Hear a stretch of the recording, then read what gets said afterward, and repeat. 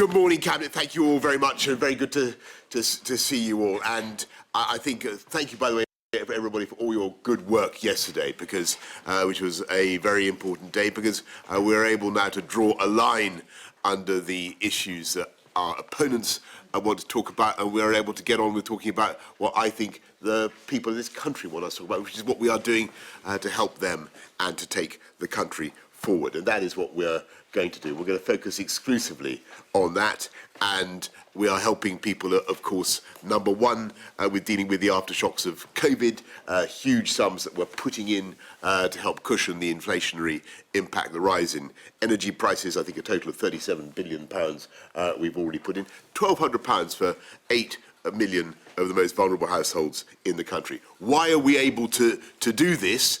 Because we took the right decisions during COVID. We came out of that of the pandemic in a very strong economic position. Unemployment the lowest level since 1974, as I never tire of telling you. And we are going to get on with the massive agenda that we were elected to deliver in 2019. And it's a huge, huge thing that we're all embarked on, really transformative in infrastructure, skills and technology, uniting and levelling up across the country, unleashing the potential of the whole of the UK. It is a totally morally, socially, economically, politically the right thing to do. And we should be proud of what we're doing. And there were huge investments that we're making, huge. But it's not enough just to spend money.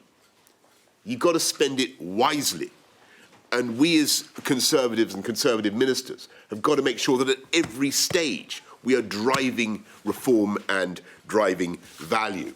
So what I'm going to ask you all to do in each of your departments is make sure that you're thinking the whole time about cutting the costs of government, about cutting the costs that business has to face, and of course cutting the costs that everybody else faces, families up and down the country. And we can all see ways in which we can reform and improve the way we organise things, and we can change our regulations in order to bear down on those costs, whether it's in energy or in transport, in housing, one of the biggest costs of all. There is ample scope for us to get out of people's way and to do things better. And I would say something else, by the way, which I think is really uppermost in people's minds.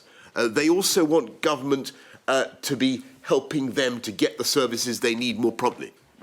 And I'm thinking particularly, people deserve to be able to get their passport or their driving licence just as much as they deserve to get their test, their scan or their screen on time, promptly. And we've got to focus on that. We've got to make sure that as we make these colossal investments, which I repeat, I think morally, economically, the right thing to do. We've got to get value out of them. We've got to make sure that people see that they're getting the services they need when they want them. And I think if we go forward with that approach, continuing to unite and level up, which is a magnificent agenda, totally the right agenda for the country, but also driving supply-side reform, driving improvement, we will start to see huge changes, beneficial changes in our economy. And we will have the scope, by delivering tax cuts, I think, to deliver considerable growth in employment and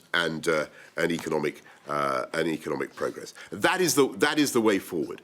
It is by making sure that we not only continue with the uniting and levelling up agenda, but that we drive supply-side reform at the same time. So over the course of the next few weeks, I'm going to ask everybody to come forward with ways in which we can, as I say, cut costs, drive reform, and make sure that we understand that in the end, it is people who have the best feel for how to spend their own money rather than the government or the state. And that is our fundamental Conservative instinct. And that way, I think we'll be able to get on with our agenda, making this the most prosperous, the most successful economy in Europe. That's what we're going to do. Thank you all for your support. Thank you for everything you've been doing, and let's get to it. Thank you all. Yeah.